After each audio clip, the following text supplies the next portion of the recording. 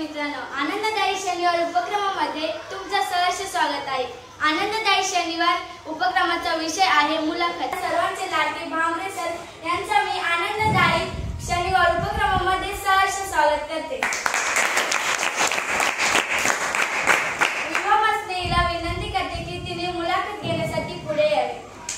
माझे नाव विभा उल्हास मसने।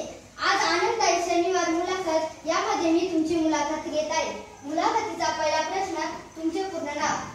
माझे पूर्ण नाव श्री ज्ञानेश्वर दामू भामरे। तुमचे शिक्षण किती झाले आहे? माझं शिक्षण HSC DED आणि ग्रॅज्युएट BSc झाले। या क्षेत्रात तुम्हाला काय यावेसे वाटते? मला शिक्षक व्हावंसं वाटलं कारण मला विद्यार्थ्यांच्या चेहऱ्यावर आनंद फुलवायचा होता। निरागस अशा मुलांसमोर त्यांना आनंद देणे, त्यांना चांगलं शिकवणे, त्यांना ज्ञान देणे आणि त्यांच्या वर्तनात परिवर्तन घडवून आणणे हे उद्देश डोळ्यासमोर ठेवून मी शिक्षक व्यवसाय निवडला। या क्षेत्रात येण्यासाठी तुम्ही काय तयारी केली? मी 12वी पर्यंतचं शिक्षण पूर्ण केलं। त्याच्यानंतर 12वी नंतर DEDचं शिक्षण पूर्ण केलं, अध्यापक शिक्षण पदविका 2 वर्षाची। त्याच्यानंतर मग मी शिक्षक झालो। या क्षेत्रात येण्यासाठी तुम्हाला काही समस्या आल्या असतील, त्यावर तुम्ही कशी मात केली?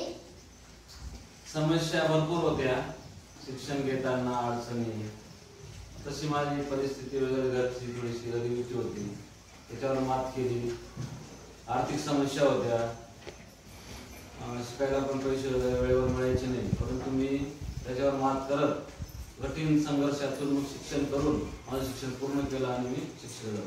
या क्षेत्रात येण्यासाठी तुम्हाला कोणाचे मार्गदर्शन मिळाले?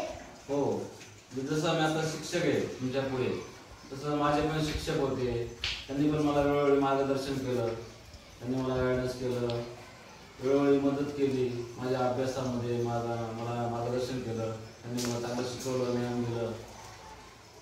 जसं मी आता शिकवतोय तसंच माझे पण शिक्षक असं मला ज्ञान द्यायचे, मार्गदर्शन करायचे आणि त्यांच्यामुळे माझ्या वर्तनात परिवर्तन झालं। मी आज तुमच्यासमोर। तुम्ही आमच्या 8वीच्या वर्गाला काही संदेश देऊ शकता?